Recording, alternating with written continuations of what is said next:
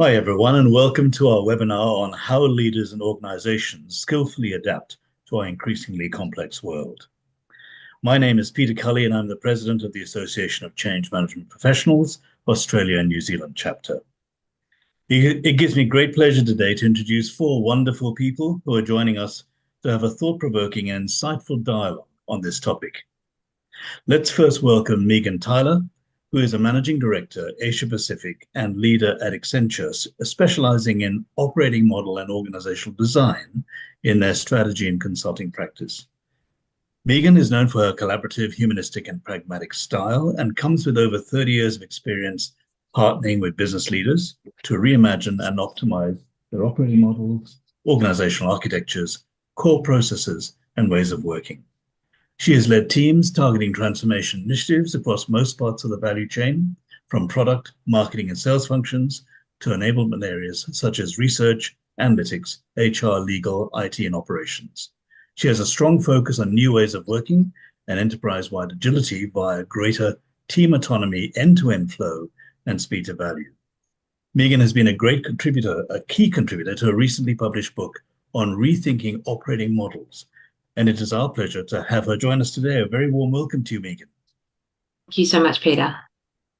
I would now like to introduce Dr. Aidan Thornton, who is a complexity leadership expert, management consultant, psychometrics entrepreneur, and street epistemologist. Aidan holds an interdisciplinary PhD in leadership, complexity, and cognition, and serves as the inaugural Menzies Senior Research Fellow in Leadership and Complexity at the Australian National University's School of Cybernetics. As a co-lead of the ANU Complexity Leadership Lab, Aidan's work spans the theory, measurement, research, education, and practice of complexity leadership. He applies the principles of cybernetics, systems thinking, and complexity science to make sense of leadership and its development. He's deeply committed to classical libertarianism, I would say, and brings a unique blend of intellectual intensity, pragmatism, and a wicked sense of humor to his work. Great to have you on board today. Thanks so much, Peter. I really appreciate it. Please join me in welcoming Rory van der Merwe, a director of our South Africa chapter for ACMP. Rory excels in enabling leaders to translate strategy into pragmatic delivery through engaged team contributions, driving improved performance. He co-creates sustainable solutions to navigate change and disruption, and builds and manages complex relationships through stakeholder engagement to overcome silo thinking.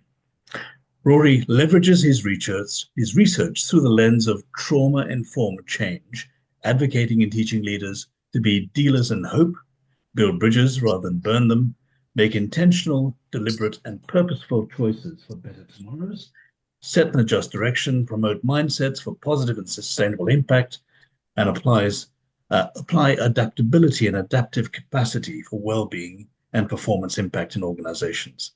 Rory, big welcome to you today, and lovely to have the South Africa chapter on board. Thank you, and I'm talking from a different time zone, so it's good morning from my side, and looking forward to the rest of my day as you guys wind down. Great to have you on board, Rory. And finally, it's my great pleasure to introduce our chapter vice president and co-board member, Brad Rylett. We're delighted to have him as our esteemed facilitator for this webinar today. Brad is the MD and founder of Leadership Gold and brings a wealth of experience and expertise in lead, change, communicate, and create constructive cultures that consistently deliver superior results and enduring impacts.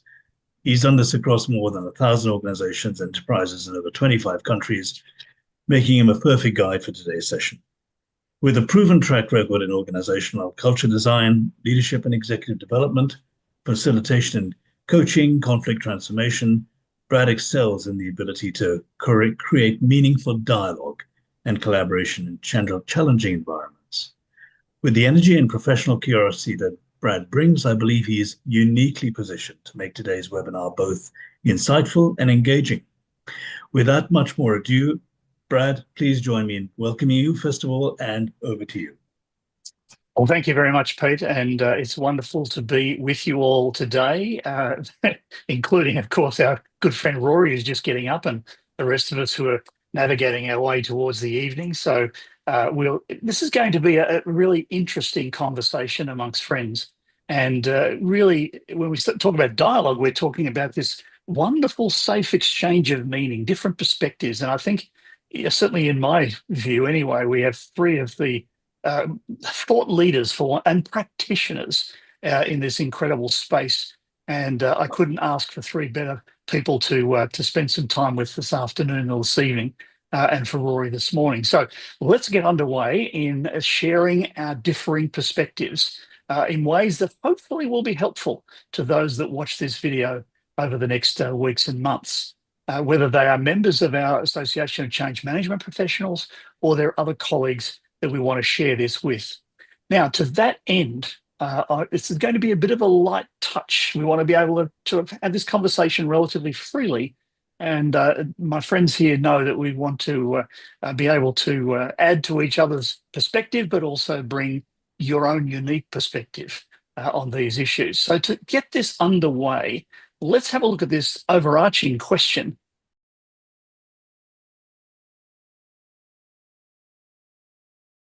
How can leaders and organizations skillfully adapt, being a key word here, to an ever increasingly complex world?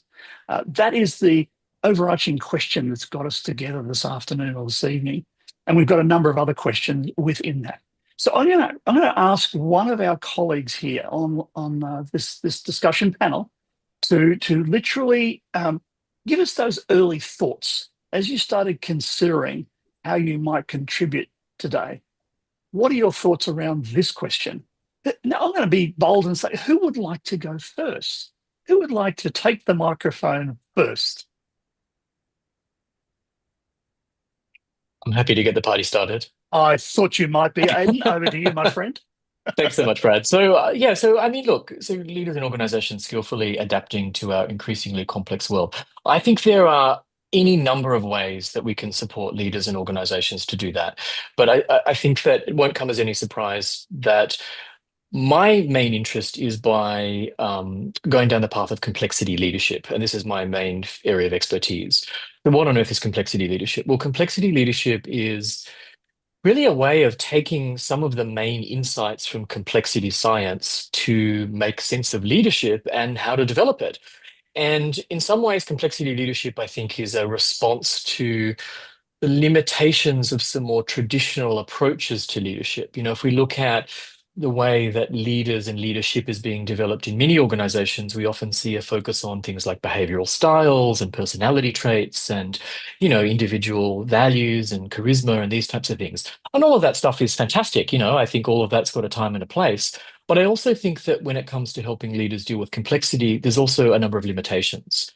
And so, in my view, complexity leadership represents a fundamentally different way of thinking about leadership and its development. It shifts away from focusing just on individual leaders to being inclusive of individual leaders and collective leadership. It thinks about leadership as a much more kind of emergent and distributed phenomenon, not just kind of as a top-down management type process. And from this perspective, I think that generally speaking, there are three broad buckets of skills that leaders need to cultivate. One bucket is around complexity skills, around rising to the challenge of complexity. Two is around adaptive skills, or being able to adapt your mindset and behaviors, your brain-body system in real time. And the third bucket is around the collaborative skills, around how we foster a sense of togetherness. So with that in mind, maybe I'll stop there and hand over to one of our other colleagues to hear what their perspectives are. That really has set the scene, Aidan. Thank you very much. And perhaps I could go to Megan now and get your early thoughts on this large question. Absolutely. I probably come from a slightly different angle than Aidan, although I completely echo everything he's just mentioned. My background's obviously more in operating model and org design. So the word that jumped out from that problem statement to me is the word adapt. And how can we help organisations and leaders set up the system that they operate within to make sure that they are constantly and continually able to sort of flex and adapt to this big dynamic world that we all exist in today. The business strategy, what they do may stay the same. The business model, the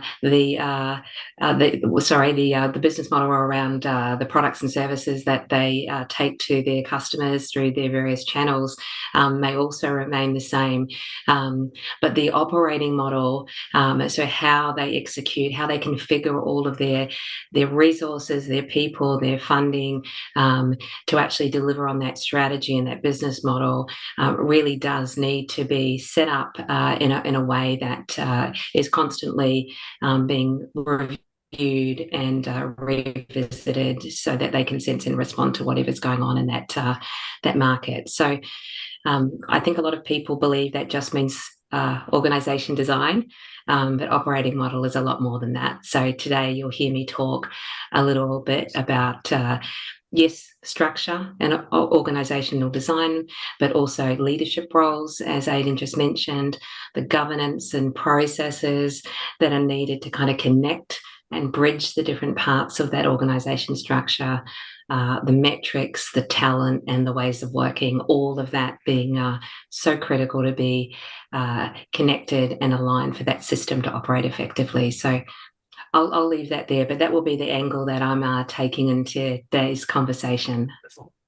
Wonderful. Thank you so much, Megan. And let's have a little contribution from Rory. What are your thoughts on this high level, first of all?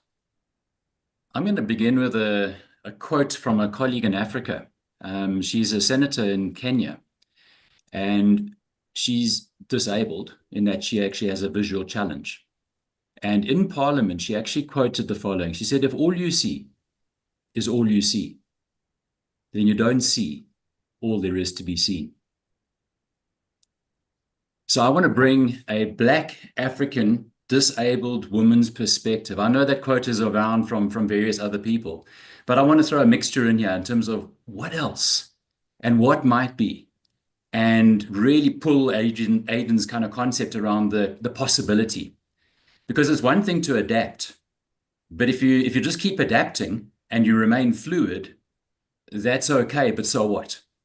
So I come with a very practical lens, which is South Africa is ranked at the moment as probably one of the world leaders, oftentimes in the wrong things. So for example, we have the highest youth unemployment rate besides the countries that are at war. That's a massive challenge at a sociological level, at an economic level, at a hope level, at a how do you actually, bring people into the economy. So another practical thing that I want to sort of put on the table is we need to be aware of the dynamic in which we operate. So, global tensions, things that are out of our control. So one of the things, for example, and I think we'll leverage it just now with Aidan's complexity stuff, but call it circles of influence. We're very aware, COVID taught us, what's in my control, and I can manage that. And then there's kind of a stretch a little bit in terms of, what's in my circle of influence, and we can maybe manage a little bit more of that. But a lot of that is also, it's like herding cats. And then we kind of overwhelmed in COVID, and it was that, well, what's the circle of concern? What's out of my control? When is Donald Trump making the next executive order that's going to actually, the ripple impact will be hundreds of thousands of lives lost because US aid is not supplying drugs in Africa. Now, when he makes an executive order, he doesn't understand the ripple impact downstream. We do know the next executive order is coming. We just don't know what it's going to look like and what those impacts will be. So I found a fascinating concept recently, and it's called the circle of adapt. So somewhere between control and influence and concern, which is out of our control, is this circle of adapt. And what I want to try and put on the table is, what are we going to do? Because it's wonderful to talk and it's wonderful to theorize, but practically, what do we do? And I think the angle I'm going to try and put on the table is, so what for me now? Fantastic, Rory. Three very, very different perspectives, and I love that reality. We're achieving it already. There's of course a lot of tensions that we are dealing with, aren't there? And Megan, I noticed you mentioned this adaptability. We've all mentioned adaptability, and it's one of those three core elements that you mentioned, Aidan, as well. Of course, the world is, and many people across the planet are looking for stability and order rather than this adaptability and flex. How do we reconcile those sorts of tensions is something that we'll explore throughout our conversation this afternoon and today. So just in quick suggestion, do any of you wish to respond to each other in that regard? Any thoughts emerge for you? I know, Megan, you mentioned a couple of things. Anything stimulate? Rory, please go ahead. Please, if I could pick up on a word that none of us really, and it's one that I really think will come through as we go through the flavor of the conversation, was Aidan talked around collaboration and connection. And my sense is that, and I'm deliberately here because I'm bringing a different perspective. I'm a different time zone, I'm a different continent, and I think that's exactly what we wanted to kind of put on the table, is call it that possibility, the magic, the art of change is actually engaging different perspectives. And Africa has a beautiful word to describe it. They call it Ubuntu. And it's this logic of how do we call it it takes a village to raise a child. And it's the sense of the collective. It's a sense of collaboration. It's a sense of community. And my sense at the moment is that that is going to be Africa's gift to the world going forward, is that we intuitively, certainly in the Western models and the developed world, which I've heard an acronym, I call it WEIRD. So it's Western, educated, industrialized, democratic, and rich. Well, a large portion of Africa is not in that headspace, and the Pacific Rim countries and so on. So you look at these complexities, and one of the challenges I want to pick up is how do we connect, collaborate, that sense of community, which I think is very, very evident in the Western kind of mindset, is around me, myself, I, individual, versus what I want to propose on the table is that enough? What about teams? What about communities? And I think that's we've all answered that question already by nodding our heads, haven't we? It's not enough. Aidan, your thoughts? Well, I was just going to say, it really just strikes me how interconnected all of our points are. Because I'm raising questions around leadership. Megan's raising some really interesting points around operating models or design adaptability. Rory's raising some really interesting points around kind of broader socio-political context and what have you. And they're also interconnected, right? Because, the broader socio-political context in some ways influences who's going to emerge as a leader. The leader is then going to play a significant role in shaping the organizational design and the operating model. The operating model is going to have a broader impact on the socio-political context. And so just the way that the interplay between all of these things, I think, is just quite extraordinary, Fantastic interconnections. Love it. Megan, any last thoughts before we're going to move on to our very first significant specific question we want to address here today? Any last thoughts from you at this point? I'm great. I'm keen to dive on in. Okay, let's dive on in. Fantastic. Thank you all for those introductory thoughts. So our first question is, what are one or two forces or factors that you are noticing in the world that you operate in that are driving these complex conditions today and perhaps into the foreseeable future? Just one or two that you're very mindful of, and perhaps it's front of view for you. Why don't we start with, who would like to start? Otherwise, I'll choose somebody. Megan, let's go. Go for it. You need to wheel, Brad, that you're spinning there. And, I'm spinning it in my mind, don't worry. We're all too polite. That won't last, will it, guys? No. For me, my number one is really this unprecedented pace of change that we're facing into.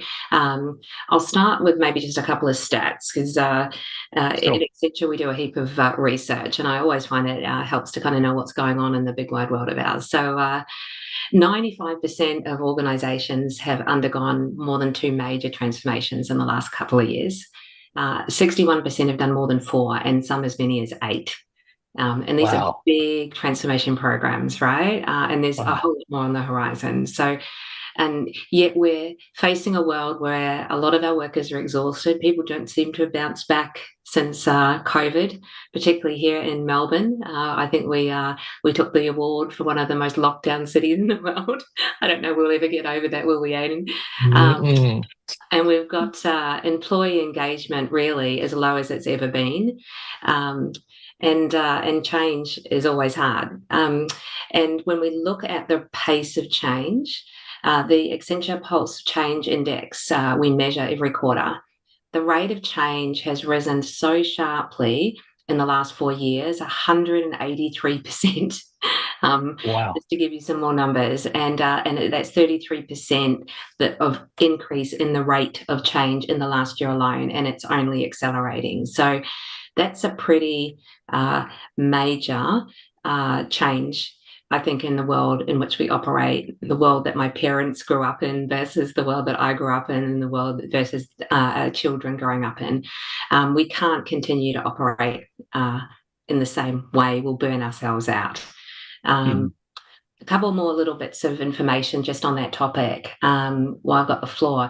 The biggest disruptor is now seen to be technology, particularly given the rise of Gen AI. And then that's closely followed by talent. So things like skills shortages, and as I mentioned, poor employee engagement. And organisations are really struggling to be able to kind of keep up with that pace of change. The work they do is changing. The skills they need to do it is changing. And to the point earlier, how they work with each other is also changing. And so we really do need to find a different way to kind of lean into that and operate in that unprecedented pace of change, and find ways to transform and meet that head on whilst also delivering to our customers and our business as usual. So creating space for that change becomes increasingly important. So I might stop there. I'll close with one quick stat and then see if the guys wanted to jump on in. 75% of business leaders have now acknowledged that the way they work today, the operating models, will be most likely unrecognisable in 5 years' time. That's the degree of change that they're anticipating. And so the question I hope we get into a little bit today is how to get there and how to make that happen. Yes, I don't know, Carl, do you want to add anything to that? Amazing. Yeah, Aidan, Rory, any thoughts? Aidan? Let me jump in if that's okay. Go ahead, Rory. Yeah, please. Thank you. So I'm going to bring a slightly different lens, and thanks, Megan, for those stats. I mean, the 183% is, and the accelerated pace just in the last year. Let me add on to that. 2024 is described in history as the single biggest election event ever happening at the same time. So while you've got this massive amount of change, you've got, obviously 70 odd countries, I think was the final number, around about 2 billion people, that's a quarter of the world's population, were involved in elections. And here's the interesting thing. The incumbent that actually went into the election in power, in most cases, save one, changed. So what you effectively are dealing with is that what you think is happening, even the pundits that are managing the tracking systems, even they were surprised. And I talk about my own country. The ANC has been in power for that whole period of time since 1994 with our rainbow elections. They went into the election and there were some murmurings, but they are no longer the sort of unilateral single powerhouse. We suddenly are now faced with a government of national unity, which is interesting because it happened to us in 1993 going to 94. We were actually at that stage a government of national unity before the ANC took over. From that period of time until now, and 30 years later, you kind of look back and say, that's interesting. The wheel keeps turning. The other thing that I really want to add into that, besides the impact of, should we call it, those things that are out of our control, is I presented at ACMP Global Conference last year. Just my experience of, and the research that I've been doing, is that, Megan, to your point, change is getting faster, it's more ubiquitous, it's like the one constant that we can guarantee. What we can't guarantee is the outcome. What we have to look at is how do we navigate through from a process point of view. And I think that's really the purpose of our conversation today, is what's in our control, what's in our circle of influence, and what's in our circle of adapt. Be mindful of what's in the circle of concern, because there's a lot of stuff that we can't manage, but we have to navigate through it. And I mean, Aidan will pick up on that in a moment, I'm sure. But for me, the critical piece in that, when I did that presentation, was I called it the wisdom of trauma. And let me position it like this. The one constant through all of what Megan and Aidan and myself, Brad, what you're facilitating, the one constant is people. Now, here's a soundbite that I want to land. We are all traumatized. Globally, COVID changed who we are. For example, Melbourne, you said, Megan, you're talking about Melbourne as the worst lockdown. Well, we had a similar experience in South Africa. Not as bad as New Zealand, for example, with from an island perspective, you could shut down and stop anybody traveling in and out. We had the same sort of environment with lockdown scenarios, and 2/3 of the world went into some form of shelter in place, stay at home. And the soundbite that was used at that point in time was, oh, we need to pivot and we need to work from home because work has to continue. Let me give you 2 reality checks. Number 1, that's a lie. We were living at work. We were not working from home. We were living at work. Just process that.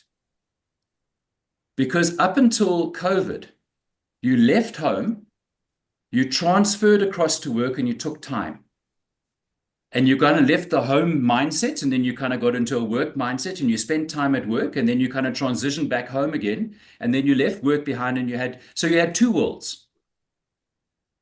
The reality was, and I saw it at home, my family. My wife would step out of the door of her office, which was our bedroom, and what used to take her an hour, she was 1 step, and suddenly she was at home. That transition disappeared. The second big lie that COVID really fundamentally shifted for me was they called it, we had to socially distance. And you had queues at shops, and you had to stand 1.5 meters away from each other, and you had to cough into your elbow, and you had to wear masks and all the other stuff, even while we didn't know what was going to happen around vaccines and whatever. That was not true. We needed to physically distance, not socially distance, because what it did is it attacked our essential human social connectivity.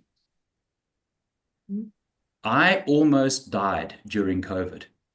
I'm an extrovert. I need people. And I was banned from being with people. It was traumatic for me. And that's what I say, that we are all traumatized. And the issue is, how do we deal with that? Because I believe it's a lens that the change community needs to be picking up on. I believe it's a lens that the leadership conversation needs to be mindful of. And I believe it's a conversation that every leader in every business needs to be more mindful around. Where and how are my people doing?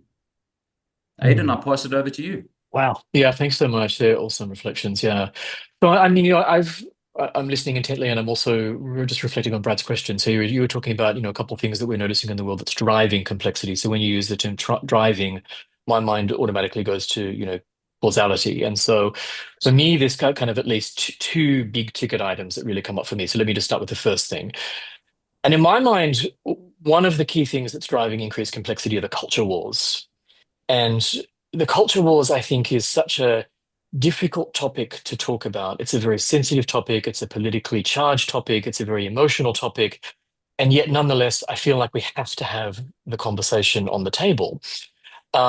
Because in my view, the culture wars are really playing a very significant role in driving increased complexity, because they're not only influencing tension between countries, but in my view, they're also deepening divides within many countries, particularly in Western democracies and also other countries as well. So when I talk about the culture wars, what do I mean by that? Well, what I'm referring to is that I think there are just fundamentally different worldviews that are in play. And these worldviews are influencing, possibly even determining, how we perceive reality, what we consider to be true, what we consider to be the ethical course of action, and how we live our lives. And, in my view, there are probably at least 5 main worldviews in play at the moment. So the first worldview, I think, is a more kind of traditional type worldview, which is influenced by more theological and religious type perspectives. I think there's a modern worldview, which is more influenced by more kind of scientific and empirical kind of perspectives.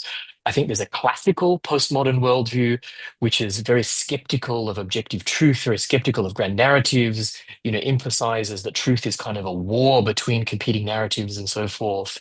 I think the fourth main worldview is the kind of critical social justice worldview, which is often labeled as the woke worldview, that places a very strong emphasis on identity, on activist-led justice for groups that have historically been marginalized. And then potentially, I think the fifth worldview that we're seeing emerging is more of a meta-modern worldview, which might seek to integrate or at least create a space for all of those worldviews to coexist in some ways. And the reason that I raise this is because I think the culture wars have a huge impact on the political landscape and also the leadership landscape in particular. So from a political landscape, I think that the old left-right distinction either is completely breaking down or has completely broken down. It's not clear to me that it really makes sense to think that of the left as consistently progressive or that the right is consistently conservative. And so I think that we might need a far more nuanced kind of political framework. In my view, and also the view of some of my colleagues, we're seeing at least 10 or 11 distinct political positions emerging. And so rather than contrasting left and right, I think we need to be talking about which left and which right are we actually talking about here. But this kind of complexity really shapes the socio-political landscape that I think Rory was talking about earlier in the conversation. But I think secondly, all of this, the culture wars really has a huge impact on the leadership landscape because it has an impact on how leaders make sense of the world they're operating in. It influences how they perceive their roles, how they perceive themselves, how they make decisions, how they take action, and what they think good leadership looks and feels like. And so for me, the culture wars means that leadership is not just about skills and competencies and behaviors and all this important stuff, but it's fundamentally about how we're navigating fundamentally different ways of perceiving reality. So I think that's at least one of the 2 big ticket items that's on my mind anyway. Is there a second? There is a second. Would you like me to talk about it now, or would someone else like to? No. Just put it on the table to start with, my friend. I'll put it on the table. Well, I think the second big ticket item for me is just a general idea of interconnectivity. And if there's one thing that we've learned from complexity science, it's that interconnectivity is a major driver of complexity, because the more interconnected things are, then the more one thing has a cascading effect across the entire system. And I think there's so many examples of interconnectivity, like global interdependence and social media influence and AI, and all of these things kind of have compounding effects. So I think the existence of interconnectivity is a huge driver of complexity, in my view. Thoughts, Megan or Rory, on those couple of big factors or forces that Aidan's mentioned? Culture wars and interconnectivity. Anything strike you there that you want to share? If I can go in quickly, it's more a question, I guess. We're now hearing that there are multiple generations in the workplace that we've never really seen before. But I'm curious, what's new? Because we've always had the workplace and we've always had generations in the workplace. And we've always been doing and churning out widgets and whatever, and the economy has been turning. So I'm asking, what's changed? Because in a way, everything's changed, and in another way, nothing has changed. We're still doing what we used to do. We still wake up, we still go to sleep. There's a circadian rhythm. So I'm just curious, what's changed? I mean, I love what you're saying about interconnectivity, but we've always had interconnectivity. So I'm curious. Try and help me understand that a little differently better. Part of it, Rory, is the pace of change in technology. If you think of the generations coming through, they've grown up in a very different age. I'm making myself sound old with these references to my parents and children and generations, aren't I?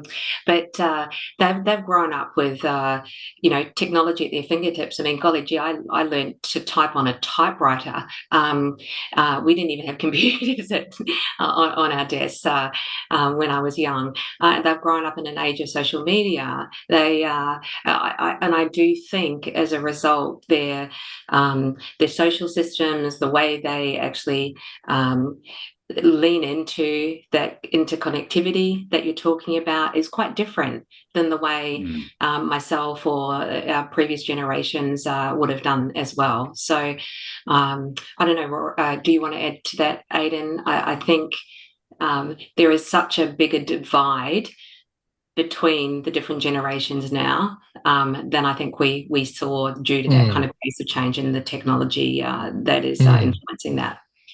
I agree with you, Megan, totally. So, and I also just, echoing Rory's thoughts. So we have always had interconnectivity, but I think what makes it different in my view is that I think the quality of the interconnectivity has changed because it's become richer, it's become more direct, and it's become faster. So within the matter of 2 seconds, I can send a tweet to Elon Musk or to any head of state around the globe in a way that I wouldn't necessarily have been able to just a couple of decades ago. And so my sense is it's the richness of the interconnectivity, the directness of the interconnectivity, and the speed of the interconnectivity that's really driving a lot of the complexity. At least that's what comes up for me anyway. Great. Very, very good. Wow, that's rich. That's rich territory, my friends. What we're going to do now is turn our attention to this second question. And feel free to add your thoughts as we go along. And very happy for you to sort of work off each other. I think you're doing a great job of that. So thank you.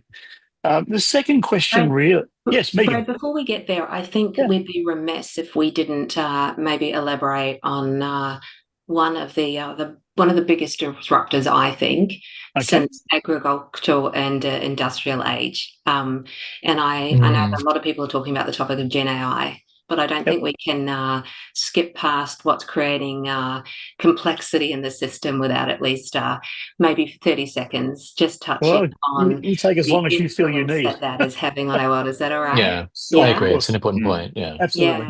Yeah, I just think that it is bringing really just in the last 12 months, even though it's been around for longer than that, but the last 12 months it's really bringing a massive sense of urgency to the businesses, to the clients that we work with that desire, and it's not just a desire, it's actually almost a desperation in some cases to really embrace that, to reinvent how they work, to reimagine their processes, their workflow, to reshape their workforce and their skills, and make sure they're not left behind.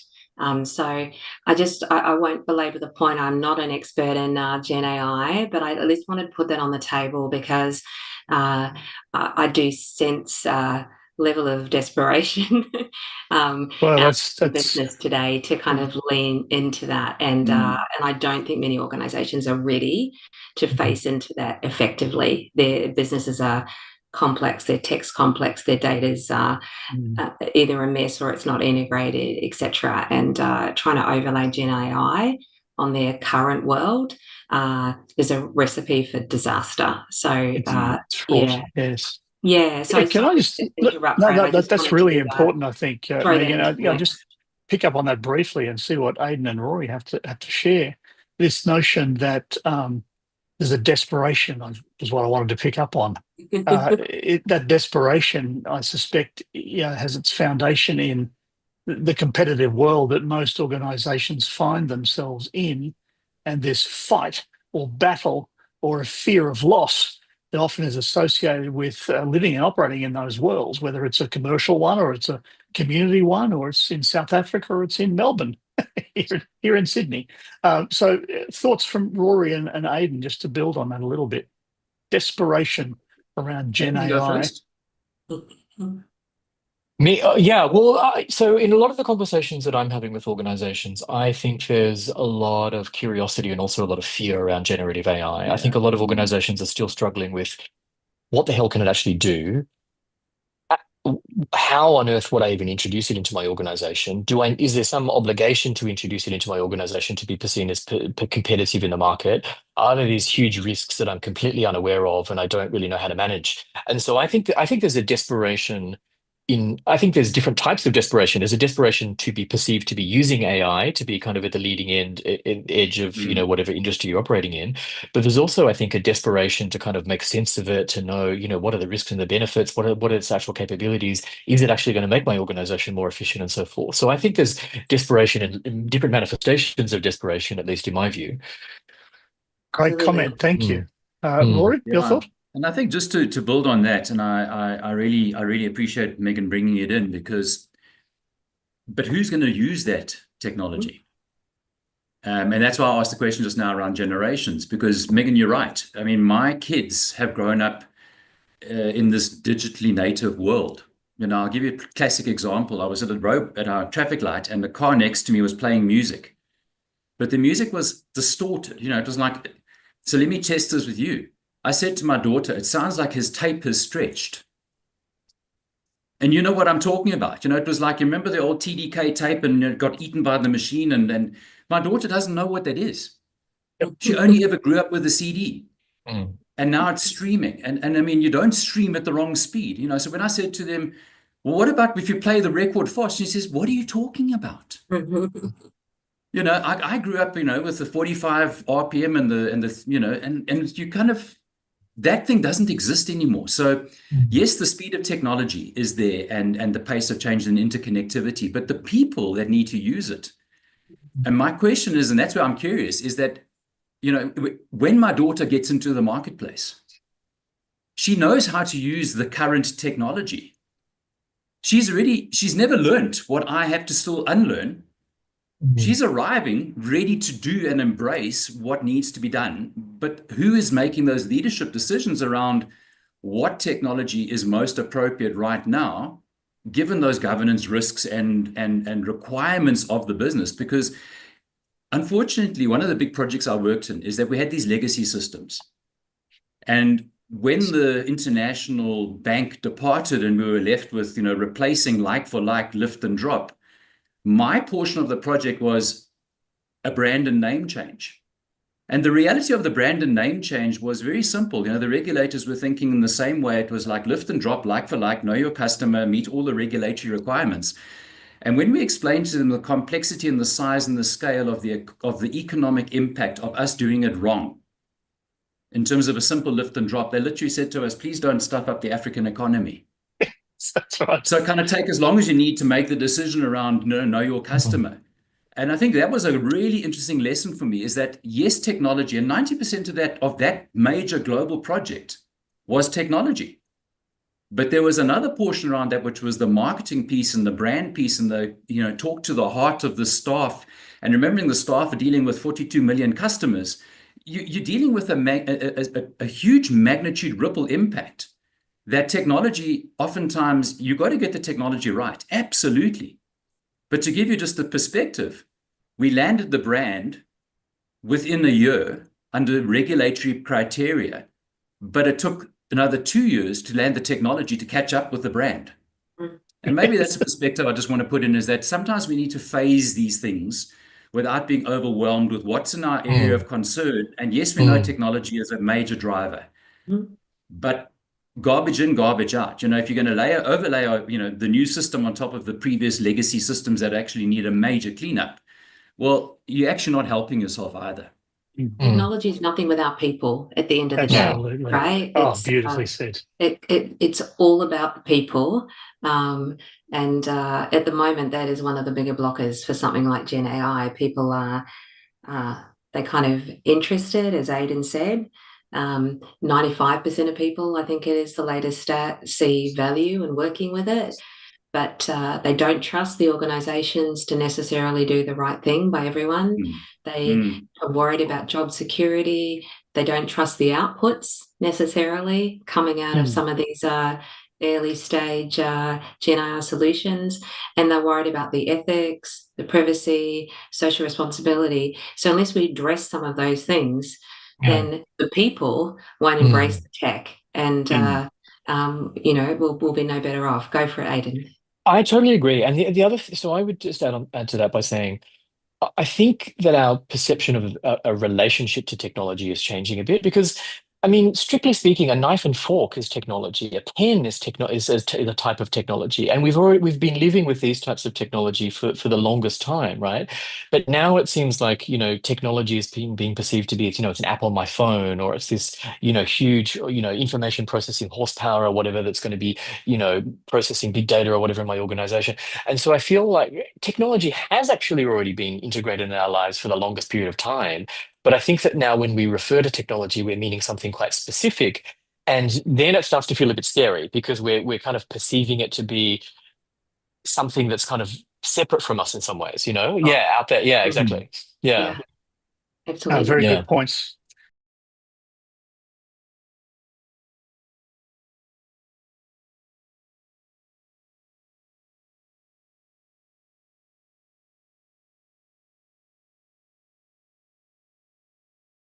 So it's time for us to move on to question number 2, my friends. And here's the question we'd like you to consider. How is all this complexity currently impacting the leaders and enterprises that you work with? What are you sensing or observing are the impacts for them at this present time? Over to Aidan, would you like to kick off? Sure, why not? So, okay, so how is the complexity impacting? I'll tackle a leadership angle in my response. So, Great, thank you. I'm thinking about how is complexity impacting leaders and leadership. And again, there are two big ticket items coming up for me. You'll notice that I love talking about things in pairs. So, the first thing is around sense making, decision making, and action taking, and the second thing I think is around the pursuit of truth. And that might take us into very deep philosophical waters, but let's try and tread that skillfully together. So I'll start off with the first thing. So my first point would be around sense-making, decision-making, and action-taking. And I think that complexity has a massive impact on how leaders make sense of situations, how they make decisions, and how they take action. And in my view, these three things are somewhat distinct, but also deeply interconnected processes. But so let me just define my terms. So when I talk about sense-making, what I mean by that is trying to figure out what the hell is going on by describing something, just explaining something, predicting what might be happening and joining the dots. When I talk about decision making, I'm talking about actually choosing or landing a course of action, and that decision might evolve as new information emerges. And by action taking, I'm talking about actually enacting and implementing a decision. And these things don't always happen in a linear order. Sometimes leaders might act reactively first and then have to make sense of what they just did and then decide what to do next, for example. But in my view, complexity makes these things much, much harder because leaders have to consider just a lot more variables. The variables are a lot more interconnected. In many cases, sense making, decision making, and action taking requires collaborative effort, not just within teams, but between teams, between organizations, between industry sectors, and so forth. So it's really about doing these things across multiple different boundaries. And all of these things are unfolding in a very politically charged environment. And these decisions are impacting employees, they're in fact impacting shareholders, customers, investors, and the wider public, and so forth. So let me give you a couple of examples of how these complexity is manifesting in my view.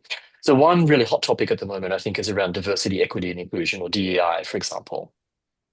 And, there's been a lot of talk about this, particularly in the United States and now increasingly in Australia.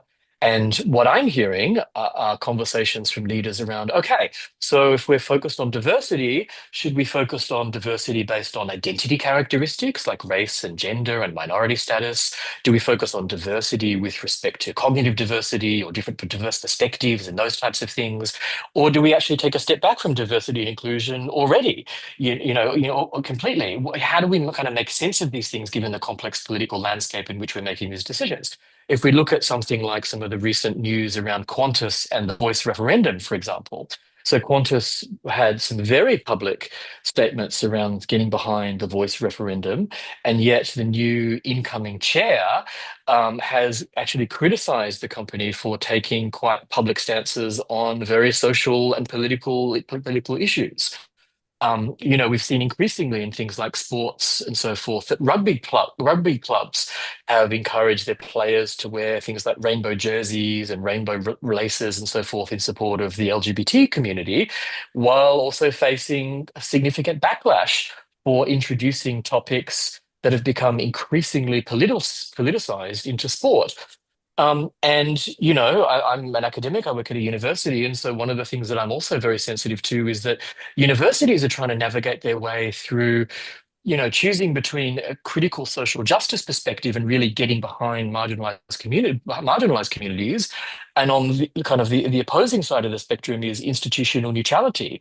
So we've actually seen some universities like Harvard and MIT and so forth who've actually moved away from mandatory diversity statements from academic applicants, for example, so that they can move more towards institutional neutrality. And so I think that these kind of things are just making it so difficult, because if you make one decision, you're going to appease one particular segment of the population and you're going to really get another part of the population totally offside. Do you really get behind these particular groups? Do you take a step back from that? I think these things are really, really tricky. So that's my first of 2 points. So let me stop there and hand over to somebody else, and maybe we'll get back to my second point if we have time. All right, let's do that. So, Megan, would you like to add your thoughts?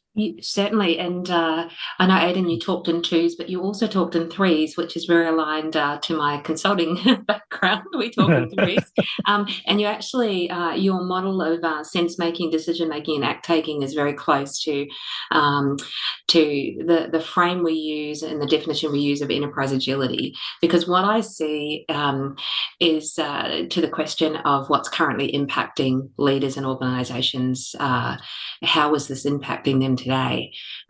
I see more and more organisations leaning into the need for that enterprise-wide agility, which I really define as that ability to continually sense, adapt and respond to those kind of market-changing conditions, as we spoke to a little earlier today.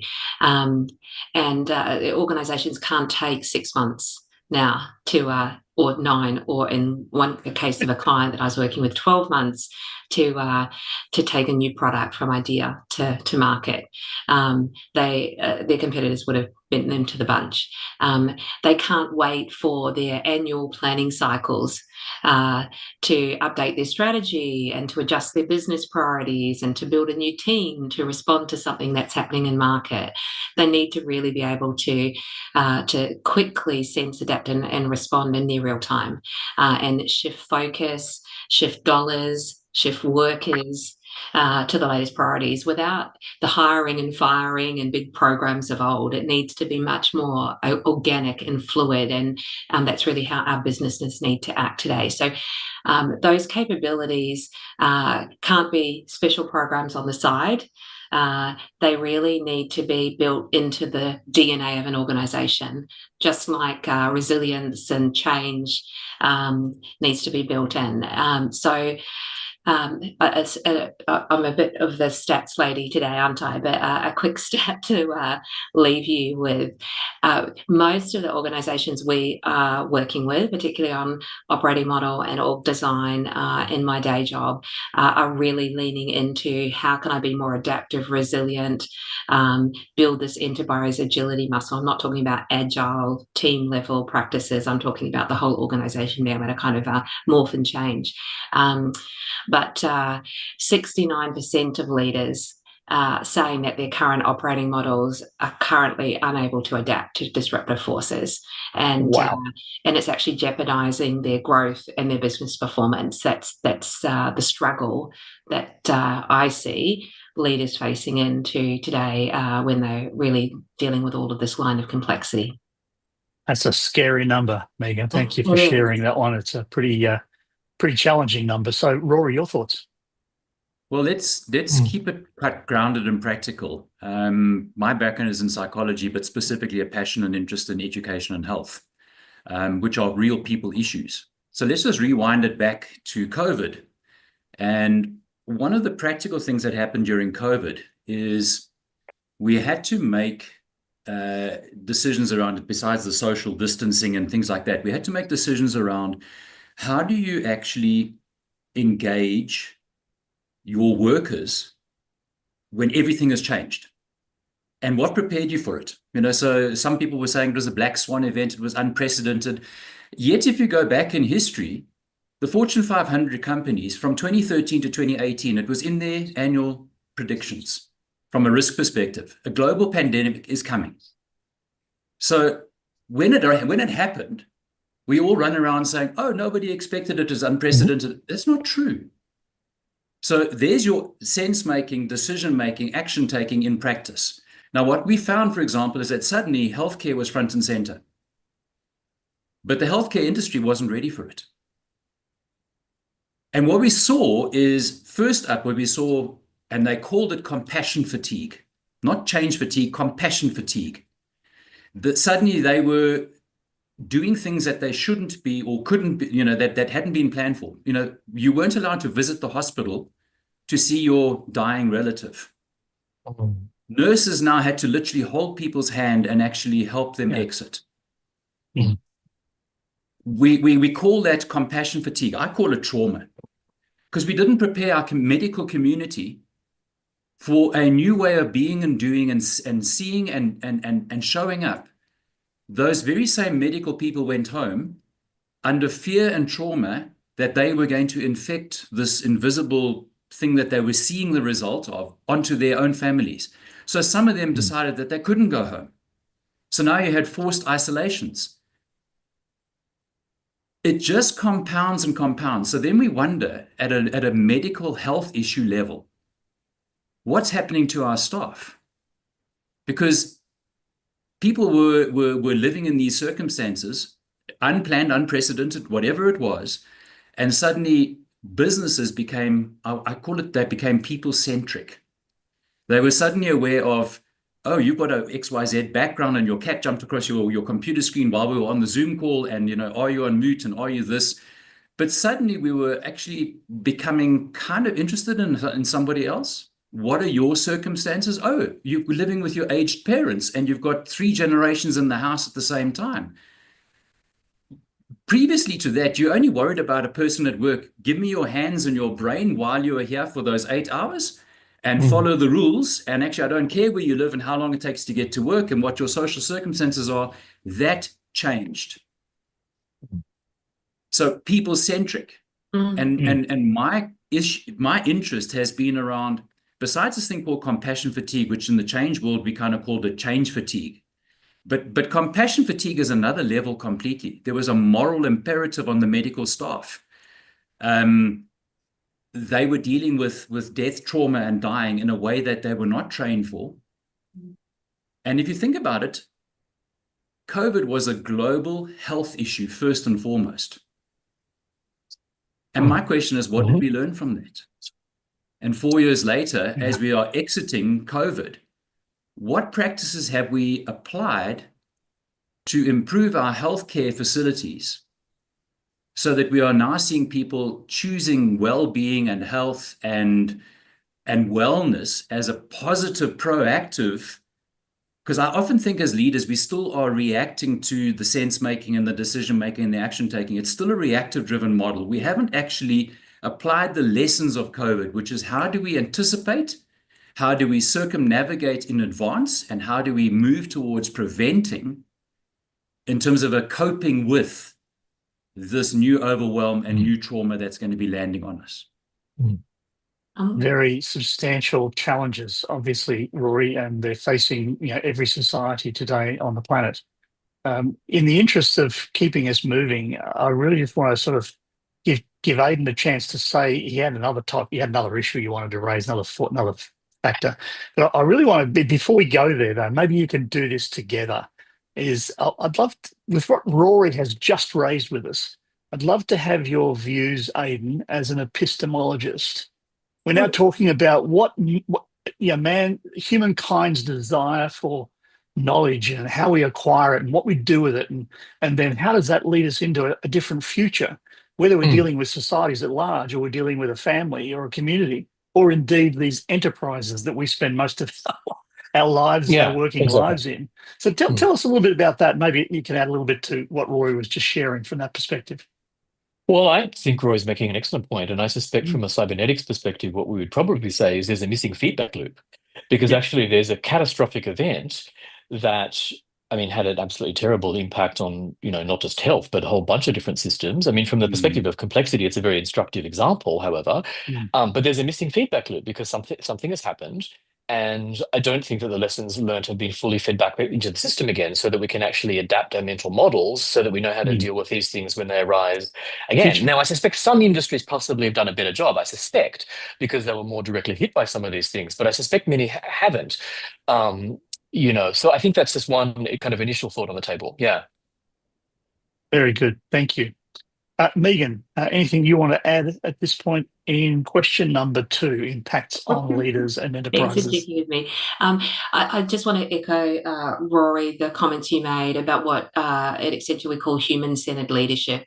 I do think that is a silver lining to have come out of the COVID crisis, and people are much more, leaders are much more focused, and I'd be interested in your perspective on this, Aidan, this is your area of expertise, but are much more focused on kind of the people side of the business, and more cognizant of the impact they're having on their workforce, right down to the individuals. So, and as we know, any form of change happens one person at a time. You can't change a business, you can't change a team.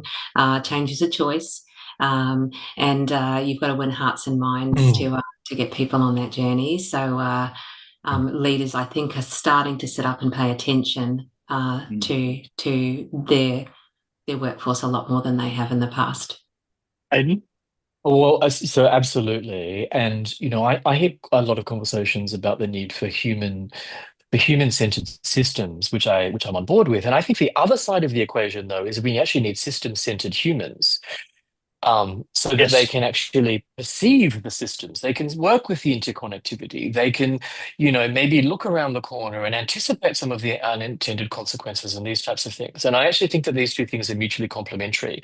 So yes, I'm on board with the human-centered systems, but I do think that there's another part of another piece of the jigsaw puzzle, which is equally important. And in my mind, that's kind of what we're trying to accomplish through complexity leadership, is equipping individual leaders and leadership teams with the capabilities so that they can do the system-centered human bit. Yes, with you completely. I know you had one more point, Aidan and Brad. Just a heads up, I mind adding one too, but you go, Aidan. You go. No, you go. No, do you want to go first? Oh, no, you. No, oh, okay.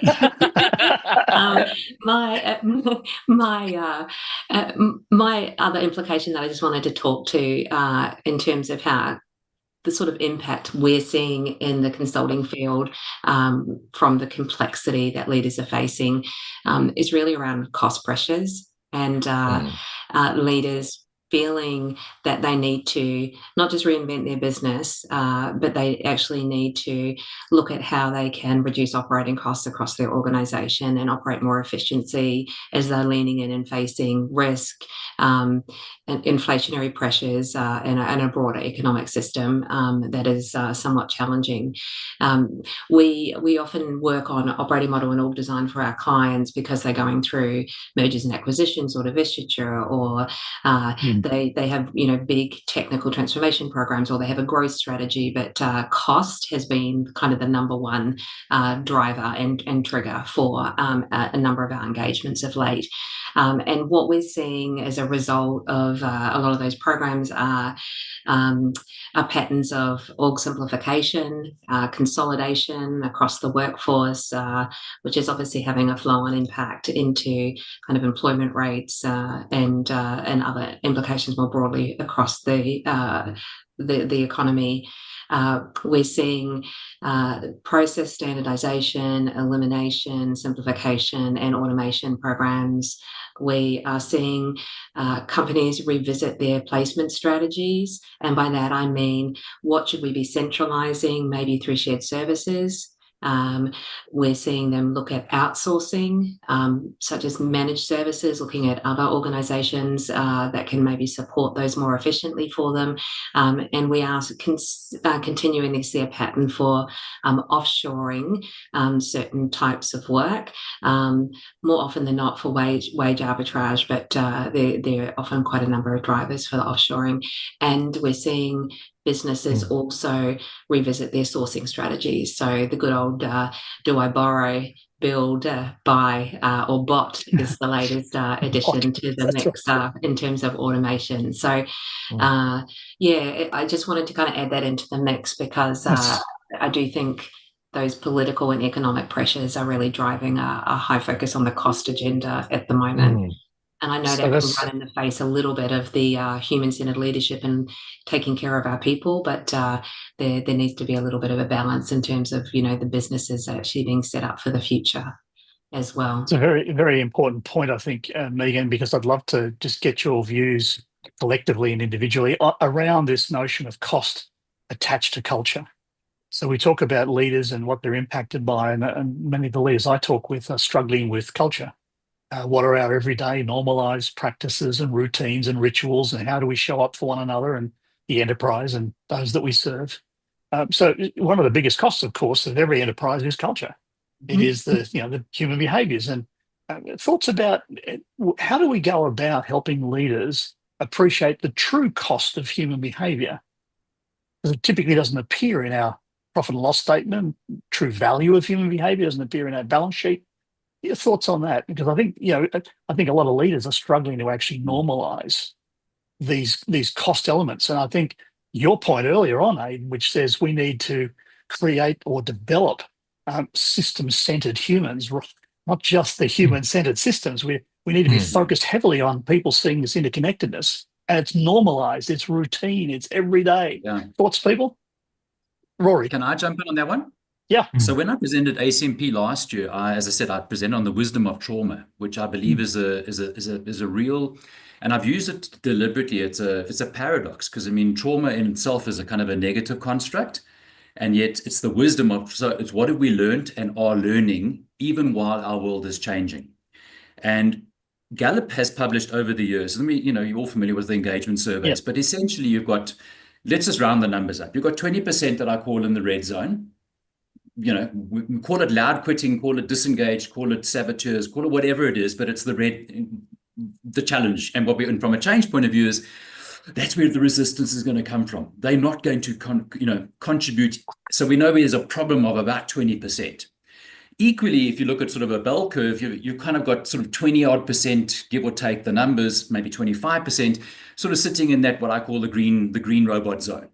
They're the willing, able, available, and what you do is you throw more work at them. They always say yes. They stay late. They arrive. They arrive early, and then we wonder why we see burnout. Okay, and where's the burnout happening? It's happening in that group. All right. Then you've got what we call the bell curve, and the middle piece over there is 20 and 20 over there. So you've got also 60% sort of living in the middle.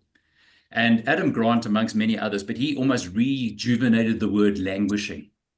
So let's make it very practical. My wife said to me, surely there's got to be more to life than waking up, drinking coffee, working on the treadmill, as the concept of work and living at home and living at work, and then coming out of the office and then having a glass of wine and going to sleep and waking up and getting a cup of coffee. She said, surely there's more to life.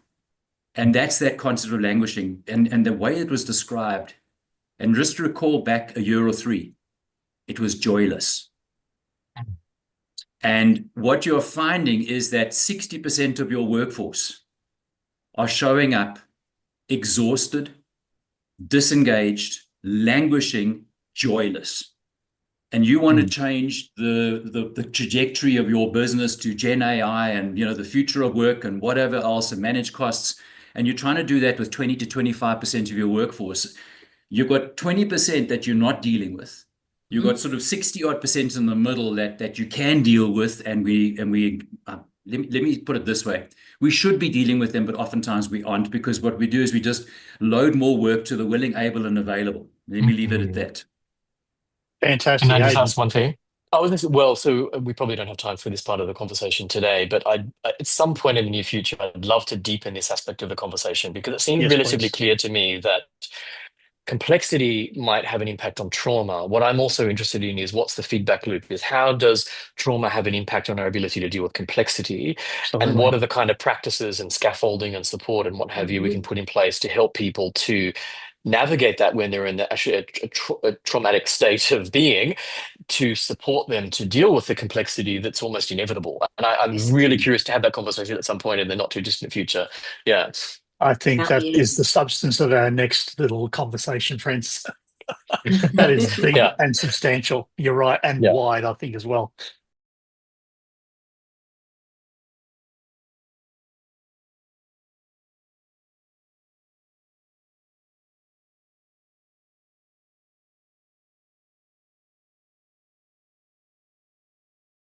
All right, moving on. We've got a limited time, so what I'd love to do is move to our third question. What are a few recommendations for leaders and organizations to adapt more skillfully? What are just one or two, maybe three, no more than three recommendations that each of you would make to leaders who are struggling with all of this? Everything from the complexity, Aidan, to the culture, to the cost. Well, there's a bit of alliteration for you. They're struggling with all of this. It's really challenging to them. So perhaps two or three of your best recommendations to help them deal with that. Who would like to start? Oh, you're so sweet. Go, Rory. It's Rory's turn to start. Okay. Let me be a little controversial. So I mentioned Gallup a moment ago in terms of engagement, and Gallup has done some phenomenal research. And late February, Gallup published a survey that completely blew me away. So from 2005 and all the work that I've been doing, I had in my head that there are 4 things that followers need from their leaders. And Gallup research has been publishing this consistently and backed it up with data and so on. So I have been talking to my clients and advising my change programs. This is the golden nugget, is that followers need this from their leaders. And I've applied it. And in my head, I was thinking, so stability, certainty is this, a leader needs to have that sense of, boy, where's the direction, and convinced that we're going in the right direction. And that makes a lot of sense, except COVID proved that wrong.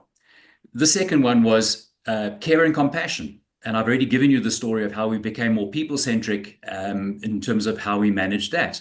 The third one was around trust. And any leadership training intervention has always been around trust and trustworthiness and respect and all those good sort of value systems and timeless principles around how you engage people in processes to produce outcomes. The one that I was always intrigued around was hope, was the fourth dynamic. And in my head, I have been thinking that those are, if you look at equity logic, it's 4 things that followers need from their leaders. So in my head, it is 25% for each of the 4 things. Well, Gallup published in the end of February, and let me give you the numbers based on research that is now statistically significant across the world, not limited to the world of work and leadership. Celebrities, religious communities, politics, you name so they've now got a statistically significant sample. And hope is 56%. Trust is 33%, care and compassion is 7%, and stability certainty is 4%. That for me is an absolute mind blow, that leaders are dealers in hope. And when the leader shows up hopeful and with a hopeful mindset, they can actually engage and encourage and ignite and incite and invite people to contribute in that collective and that community, in that collaborative model, far more effectively. Let me leave it there. Hopefully I get a chance to come back and say some other things. Beautifully shared. I think the thoughts, Megan? I was just going to add that change done well can absolutely be a really positive source of innovation, growth, energizing people, getting them excited about the future, Rory. So we just need to be doing a better job sometimes of bringing that hope and building that trust, right? And one of the points I was going to make here really, and I'll speed through because I know we're a little limited on time, but is from my organizational design perspective is investing in your workforce is so absolutely essential. I think, and we call it talent, but I don't mean just top talent. I mean your people, because they're all talented in their own way. I think talent has generally been looked at as you need to go out and attract new talent, you need to recruit people, and yes, you might lose some IP or knowledge along the way, but people have been somewhat interchangeable. But we're seeing key skills in demand, and we're seeing such a pace of change that the much smarter strategy for organisations is to really quickly and continuously be upskilling and retraining their existing workforce. And so if I was to give one of my 2 tips to leaders and organisations, it is invest in your people. And that doesn't mean a one-off investment. Again, I'll throw another stat in, but we're all on stats today. The latest research suggests, again, on the back of Gen AI, but not just because of Gen AI, 61% of workers globally will need to be significantly retrained over the next 2 to 3 years. That is 2 billion people. It's amazing. Over the next 2 years. And that training is not a one-off. I was talking a little earlier to someone today about we have just started to introduce some Gen AI agents into our marketing and comms department, actually at Accenture. We've got 17 agents in there now, digital workers, if you like, doing things like research and copywriting and creatives and analytics. We actually give them job titles. They're managed as part of the workforce. Our workforce is now a combination of human and digital workers. It was the existing marketing team that actually identified the opportunities for us to bring in automation and digital workers. They then were responsible for finding space to train those digital agents. Obviously, they know the nature of the work the best. They then, as those agents were trained up, needed to redefine their own role and learn the new skills and tools and techniques required for them to execute that new role. And it wasn't a one-off. It was a rinse and repeat. They then looking for opportunities in those new roles for where we can start to bring in some of those digital agents. And in this case, in marketing, some of those individuals have had 2 or 3 roles in the traditional sense inside a year because of the degree of change we're seeing in the workforce. So what we're seeing is much more accelerated job cycles. What we're seeing is the half-life of skills is plummeting. Continuous learning is becoming the norm, and moving between roles and even functions within an organisation. That transition across different parts of the workforce is becoming the norm. So no longer are people being hired for, the single role and the one job title and waiting for that gold watch. I think that's long and truly gone. But we are really seeing the criticality of organisations investing in their workforce, investing and building skills on a continuous basis. And that is no small ask, and it's a really, really big shift for a lot of organisations. And a big focus clearly for leaders going forward. Yeah, absolutely. Yeah, fantastic. Wow. Awesome. I mean, I can recall the words. The phrase "continuous learning" sort of emerged in the late 80s as a thought bubble, and then to the early 90s, and then we did nothing with it for 2 decades, really. Completely. And now it's full steam ahead, right? Oh yeah, no, and now it's a non-negotiable. It means such a whole different level of change, doesn't it? Let me quickly move to Aidan. A couple of recommendations from you, Aidan.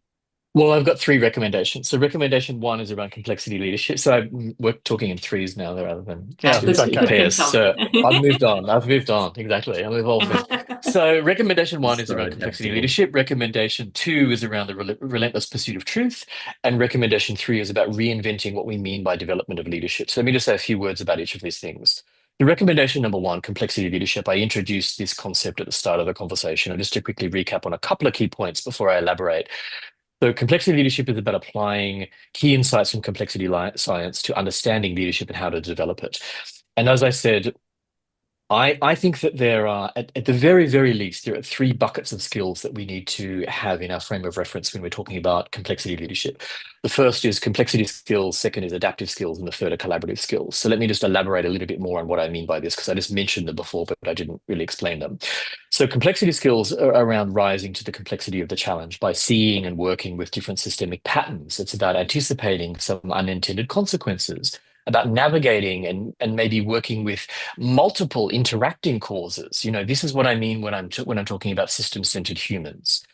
The second bucket of skills, I think, are the adaptive skills, which are around how are you adapting your mindset, your behaviors, your brain body system in real time. So these are things like self-regulation skills, being able to keep yourself calm, cool, and collected under pressure.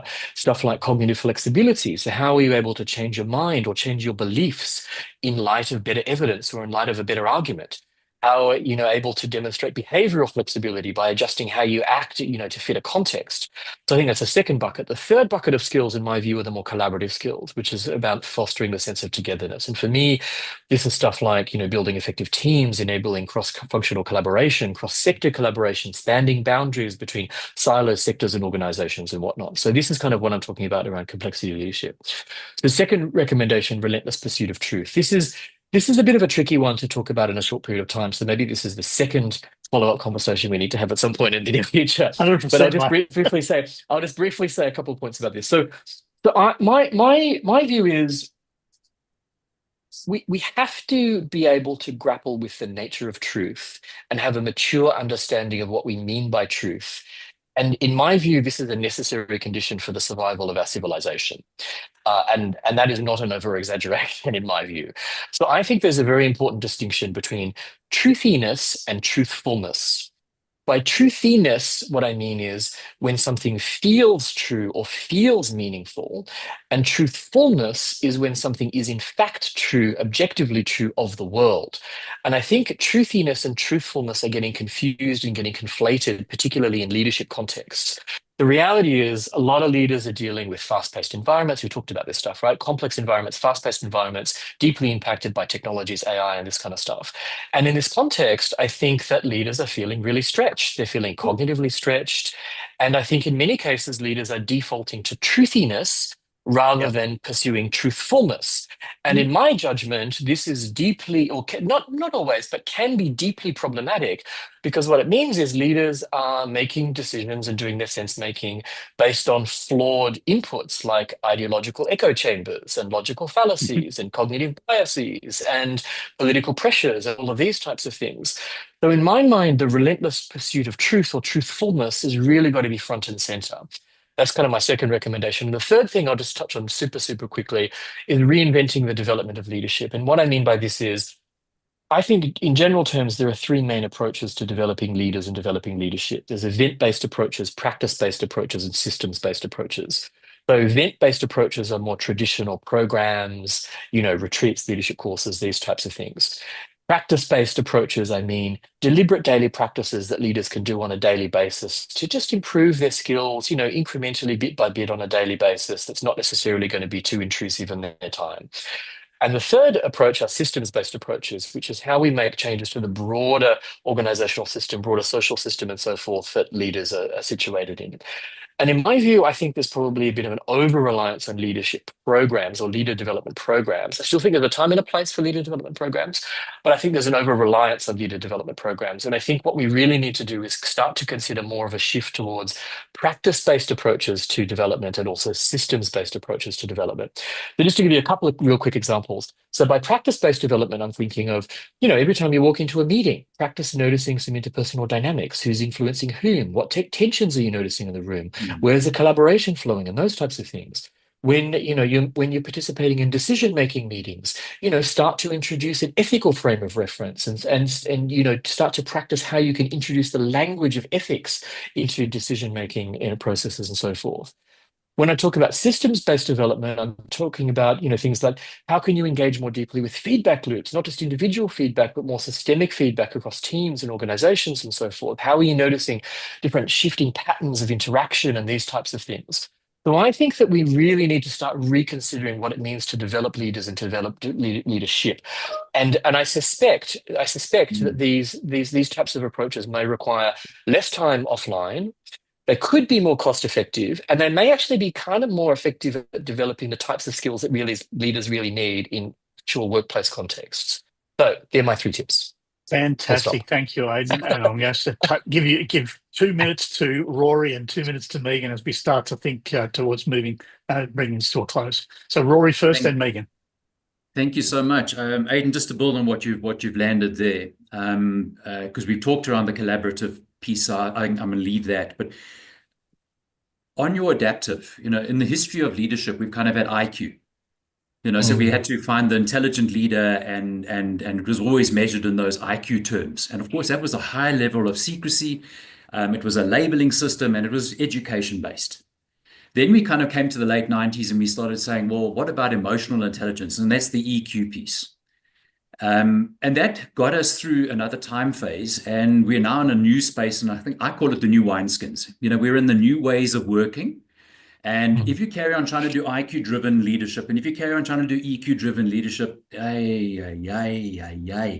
you're applying the wrong stuff. The world has moved on. One of my colleagues I'm coaching at the moment, she literally says her mentor is saying to her, "You're 100% right. It's just the wrong time." So the principle here is, what are we doing around what I'm now learning around is adaptability intelligence. How do you do what is needed and necessary, just enough, just in time? Leveraging the best of what we used to call IQ and leveraging the best of what we know as EQ. And then you can add into that mix, the political quotients and the social quotients around culture. But the principle is, and that's why I come back to, for me, the summary piece is wisdom-informed trauma. What is it that people can do? And here's again, I'm going to drop a bit of a soundbite bombshell. We're all familiar with post-traumatic depression. Let me just leave this one with you. What about post-traumatic growth? What about possibility? What about opportunity? And there is a science around that. So when I talk just now about hope, I'm talking around a new psychology, a new way of leading, a new way of doing, a new way of sense making. And let me leave it there. Fantastic, Rory. Thank you for those insightful suggestions. Megan, last couple of thoughts from you as we start to move towards closing the session. Sure. I just those comments from Aidan and Rory both really resonated for me. And it's something we're looking at. How I mentioned a little earlier about the degree of reskilling and retraining required. That cannot be, Aidan, as you suggest, through events. It absolutely needs to be what we call learning in the flow of work. With kind of the tools, the techniques, the co-pilots, whatever it might be, kind of providing you with that support and that coaching in real time. So the other thing I just wanted to touch on, Aidan, from your comment about truthiness and truthfulness, absolutely get that. And I know you broke the seal mentioning the word Trump earlier, Rory. That's kind of what came to mind, Aidan, as you were mentioning that. But I was interested in maybe a conversation for a different time. The prevalence now of data and dashboards and insights and the cognitive brain and the workbenches that are available to leaders now, I thought would have meant that even though they're trying to make their decisions really, really rapidly, it's less of the hippo decision making, the highest paid person's opinion shooting from the hip, and a lot more data driven, and therefore a lot more leaning towards truthfulness than truthiness. But I get the idea that these are blurring. And data is not, you can always find data to justify your position one way or another, I'm sure. Absolutely spot on. Yeah. Fantastic, Megan. But As the I suppose just in closing, and I'll give you another topic, Brad, for the future, Thank you. because I was keen to wax lyrical about kind of organisational design and how we're starting to see a lot of the leadership roles that we were talking about kind of Yes. converging, moving away from kind of functional accountabilities and to more kind of cross-company challenges and issues being the basis for even C-suite roles, etc., etc. So again, a topic for another day. But I just wanted to thank you guys for the conversation. I think so many of us individually and of the organisations that we work with are really struggling with this topic. It's a non-negotiable. You can't choose not to deal with the complexity. You That's can't right. choose not to deal with the pace of change.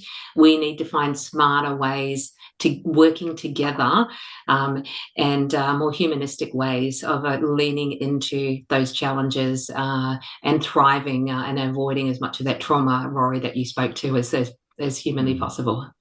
Yeah, So beautifully summarised. Beautifully summarised, Megan. Thank you very much.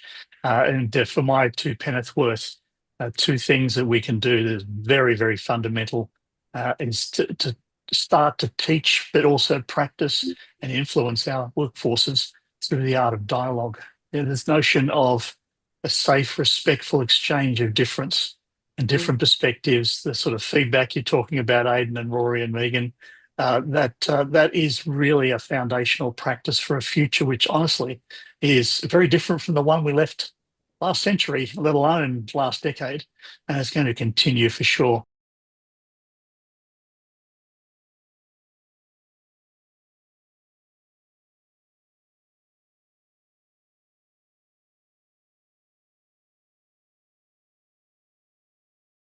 So with that, I'm going to hand over to Peter to bring this to a bit of a close. And thank you all for your wonderful contributions tonight. Deeply, deeply appreciated.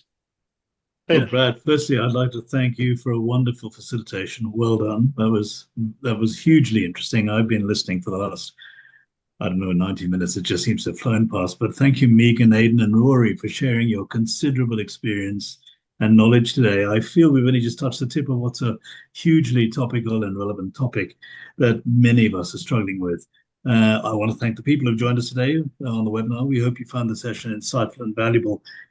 As we conclude, I just wanted to share the key takeaways I am personally taking away from this event, which I guess for me, I cluster around three major areas.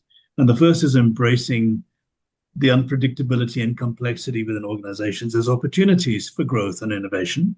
The second one is really recognizing the need to understand the interconnectivities within organizations. It's all in the seams. It's all the sort of joining parts that we have to really think about. So thank you for bringing that out. The importance of balancing, as Aidan was saying, the practice of, balancing practice-based and systems-based development of leadership. The importance of investing in your people, Megan, and the leadership design and capabilities required to mitigate the negative impacts of challenges we've discussed today. Rory, thank you for that, on both organizational culture and performance.